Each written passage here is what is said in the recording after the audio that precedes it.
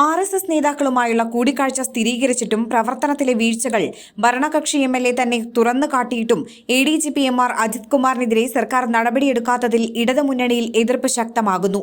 ഇത്രയും ആക്ഷേപങ്ങൾ ഉയർന്നിട്ടും ക്രമസമാധാന ചുമതലയിൽ നിന്നുപോലും അജിത് കുമാറിനെ മാറ്റാൻ സർക്കാർ കൂട്ടാക്കാത്തതാണ് ഭരണമുന്നണിയിൽ പ്രതിഷേധത്തിന് ഇടയാക്കിയിരിക്കുന്നത്.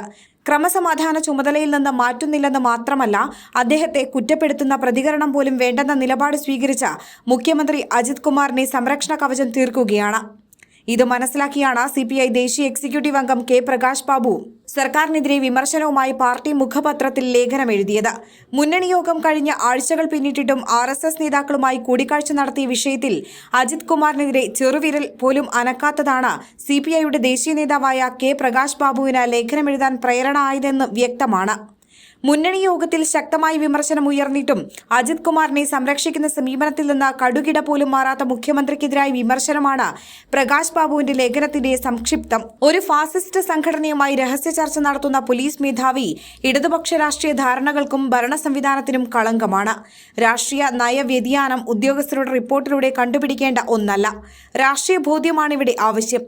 വൈകിയ നീതി നിഷേധമാണെന്ന ആപ്തവാക്യം ജുഡീഷ്യറിക്ക് മാത്രമല്ല സർക്കാരിനും ബാധകമാണ്. ജലയുഗത്തിലെ ലേഖനത്തിൽ പ്രകാശ് ബാബു തുറന്നടിച്ചു.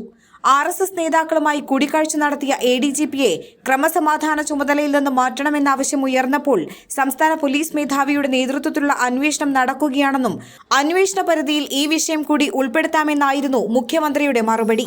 ഈ മറുപടിയിലെ അർത്ഥശൂന്യതയാണ് പ്രകാശ് ബാബു തന്റെ ലേഖനത്തിലൂടെ തുറന്നുകാട്ടിയത്. അൻവർ ഉയർത്തിയ സ്വർണ്ണക്കടത്ത് ബന്ധം, പൂരം കലക്കൽ പോലുള്ള ആരോപണങ്ങൾ ശരിയാണോ എന്ന് അറിയാൻ അന്വേഷണം അനിവാര്യമാണ്. എന്നാൽ സംഘപരിവാർ നേതൃത്വവുമായുള്ള കൂടിക്കാഴ്ച ADGP തന്നെ സമ്മതിച്ചു കഴിഞ്ഞ വിഷയമാണ്. മുന്നണിയുടെ രാഷ്ട്രീയ നയത്തിൽ നിന്നുള്ള വ്യതിയാനമാണെന്ന് നേതൃത്വത്തിന് ബോധ്യമുള്ളതുമാണ്.